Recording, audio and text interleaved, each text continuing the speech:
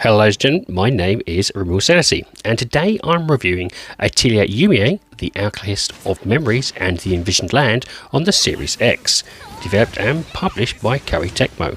So what is Atelier Yumia, the Alchemist of Memories and the Envisioned Land? Atelier Yumia is the latest JRPG in the Atelier franchise, and is on the Xbox for the very first time. The premise is you take on the protagonist role of Yumia, an alchemist. However, the world sees alchemy, magic, and those who wield it as evil and a taboo.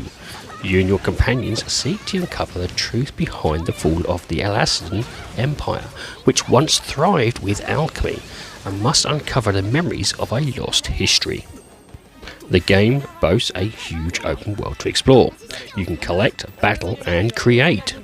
Base buildings have also been introduced, alongside real-time combat. There's also synthesis, using mana to create a vast array of items on the go.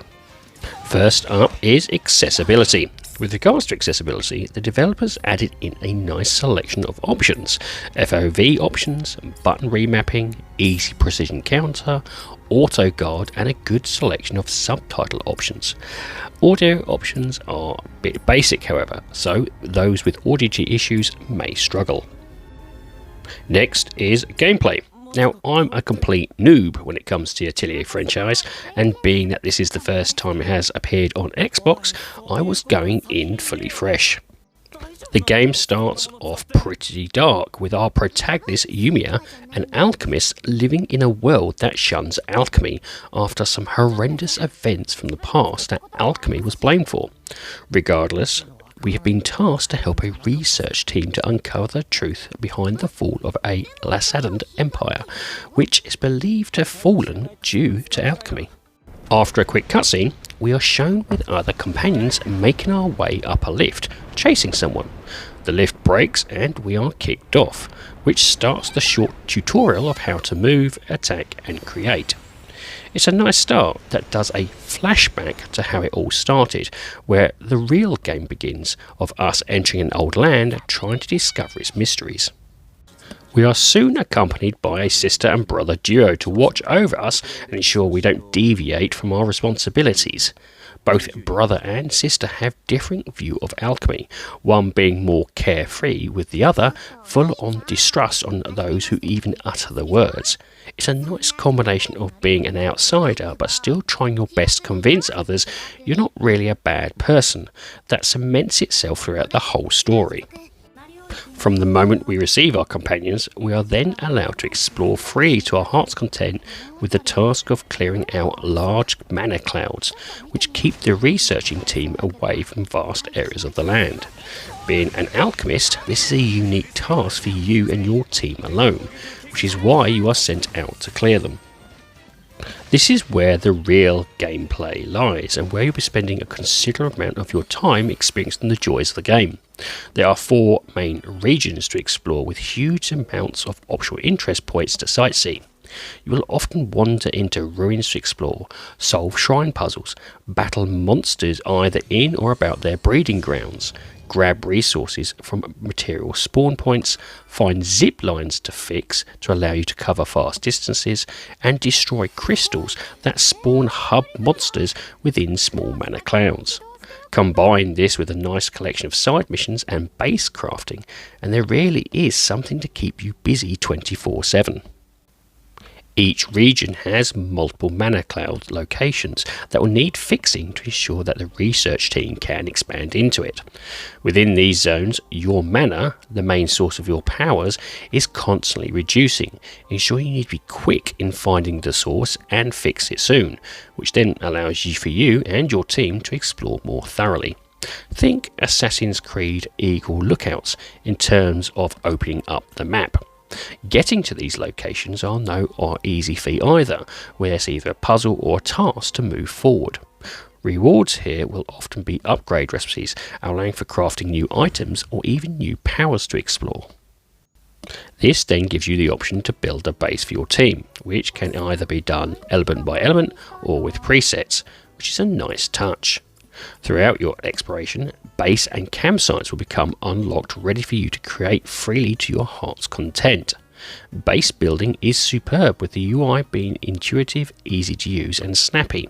From the beginning, there is a huge array of elements to choose from, with more unlocking as you make your way through the game. To build said elements, however, it's all based off materials which you'll need to collect on your journey. In fact, anything you build is all based off collecting the right materials, which soon becomes second nature. This is the core element of the game, the alchemy system, which will provide you buffs, weapons, bases and more. Day-to-day items like bullets, bandages, health potions and repair kits can be created on the fly, with overspill being directly sent to your chests at your workshop or your atelier.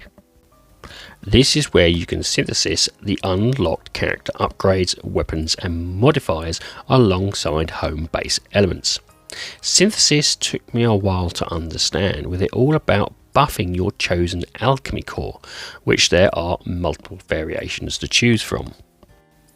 Using the materials you collected in the open world, you expand said core's resonance area.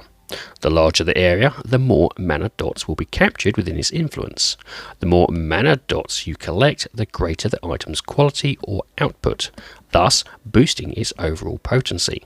High-grade materials extend the limit of any item's potential power, so it's all about experimentation and gathering better materials. For me though, I mostly use the game's autocraft system, as I was just too eager to explore than play around with the intricacies of the mechanics. Thankfully, there is a number of basic presets which equally do a fantastic job, either getting more quality builds, power, After Effects builds, or extra slot builds that allow for gems to be added later to help increase the core outputs further. Later on, rebuilds and binding come into play, allowing you to really expand the weapon or powers to suit the latest upgrades you have created. Once done, you then drop said power or weapon to your chosen companion and you're off again to unlock more. Combat is another major aspect of the gameplay that cements a fluid but enjoyable experience throughout your time. The game features a semi-real-time battle system where your party will engage with enemies within the areas they are exploring. Once a battle starts, Yumia and her party have a nice selection of tactics to deal with the enemies. The battles themselves are set within a small battle zone, which houses 2 rings from where you can freely move about. The first ring is for close proximity of head-on physical skills, whilst the outer ring is to fight via range skills to avoid potentially AoE damage. Second is their item skills, which is their magical weapons that often have an elemental effect to them. Should any enemies get stunned, you can also combine an elemental attack with a party member to really do some major damage. Throughout the battle, you can move around said enemy or enemies with a ring-like motion in a bid to avoid their attacks, and if you avoid an attack at the right moment, you can use a counter-attack which then allows a party member to strike on your behalf. Also, during the whole battle, you can switch out any party member and use their attacks freely on the go, which ensures you are not stuck to the existing protagonist. Why, you may ask? Well, all attacks have cooldowns, the number of which you can adjust when using synthesis to create them. It may sound overwhelming, but the flow soon comes surprisingly quick, with you countering, party swapping and combining attacks in all one fluid motion. The story, whilst joyful and happy, also dips into some more darker themes of prejudice and bigotry, and whilst it doesn't delve too far, where it goes does give the overall momentum of the story a more engaging experience. Next up is graphics. Visually, the game looks gorgeous with its colourful palette and anime-like style. Each new location is vibrant, distinctive and appealing, but also because of its multi-layered design, it's quite expansive. If you can see somewhere, you will soon be able to explore it, and because of the game's open world verticality, it often hides more than what meets the eye. The whole world is also highly integrated with Yumia's movement and equipment. One element in particular is her gun staff that is more than a weapon to hit your enemies with. The gun end allows you to shoot out of reach or distant elements for material collection or puzzle solving. It even allows you to stun enemies, and for switching ammo types, which can be used to break walls or find hidden treasures. It's this cross-purpose integration that makes the world a whole lot more alive and interesting place to explore, as you spot things in your view you wouldn't normally pay attention to. Enemy design variation is equally impressive, with swathes of bosses and general monster enemies wandering around, ready to pounce on you or you on them. You easily know what you'll come up against from a distance due to the design and colours that are showcased. Because of this, ranking up is easier than I have ever seen, with my party hitting rank 35 in a matter of hours. The battle visuals also explode into a sea of colours, as elemental attacks combined with vibrant counters and combos bathe the screen in a sea of effects. I would recommend, however, turning off bloom and motion blur, as this can be a bit too much. Character models are smooth in their animations, and cutscenes are often equally impressive with its in-game feel. The camera option is one of the best I've seen in JRPGs, with the ability to change the FOV on the go, allowing the player to choose what feels right for them at any given moment. Shadow and lighting effects also work well, with the continuous day to night effects slowly progressing as you explore. In-game character movement is also fluid, as you triple jump your way up and down the region's many mountings, though I did see the odd landscape tear and also got caught on some landscape when vertically traversing. Nothing, however, that will stop you from enjoying the game anyway, and will probably be patched by the time this review is out. The game's UI is also crisp and clear, which is paramount when it comes to the synthesis side of the gameplay. Working out which material and its effects on the main mana core is imperative when creating your weapons, armors and buffs.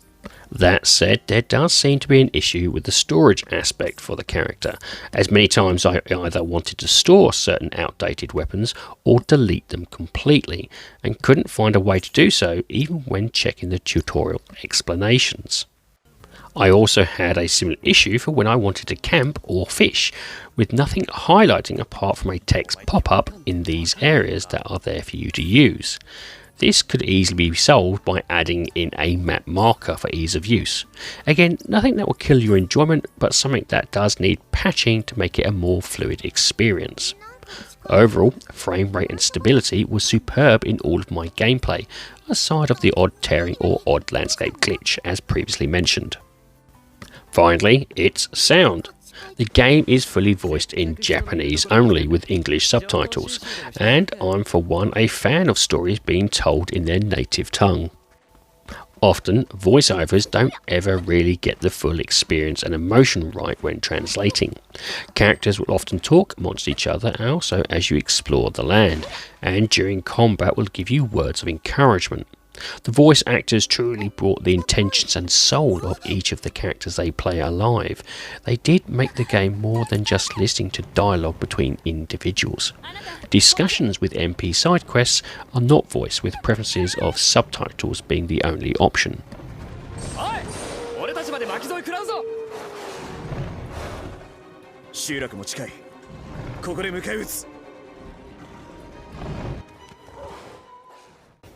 The music has been designed to ensure the standard RPG aesthetics takes sole precedence, with bouncy piano scores, soft flute and choir-like tones engaging you as you make your way through the game. These only ramp up to full-blown orchestral songs when boss battles take place, but still manage to elevate your senses as you take on a difficult foe.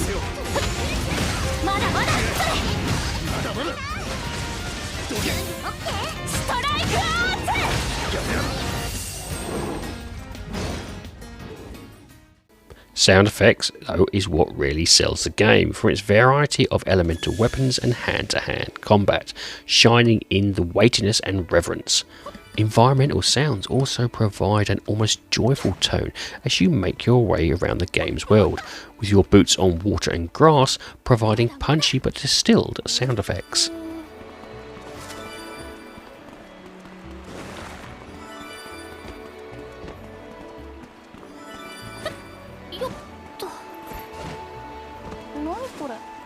My recommendation here would be a good quality soundbar to really enjoy the open world's upbeat native quality and punchy battles to the fullest. And this leads me on to the rating of the game. Now I rate games in order of avoid, on sale, great purchase and must own. My rating for Atelier Yumia, the Alchemist of Memories and the Envisioned Land is a great purchase. For me, the price is perfect for the sheer amount of enjoyment and content on offer, and gives those who like JRPGs another amazing game to while away the many hours. From what I gather on online forums, long-term fans of the series are also equally overjoyed with this new iteration, and I can see it being another firm winner for the developers. The game is currently priced on Xbox at £54.99 or approximately $70, and depending on your skill and patience would give you from about 150 plus hours worth of gameplay. And even when the story is complete, however, there is still a huge amount of replayability with a number of higher difficulty settings, hidden collectibles and varied crafting options to keep you more than occupied for another 30 plus hours. For a first timer to the series and the world it showcases, I found this a joy to engage with and play. If you're looking for a good JRPG to get into, this one is an easy recommendation, and may even push you into becoming a fan of the series as well. Well, ladies and gentlemen, that's it. I do hope you like this review, and if you do, please like, share and subscribe if you so wish. And if you would like to put some notes or even just a comment in the comment section, I do like reading them. Anyway, have a great time gaming, and I'll see you all again soon.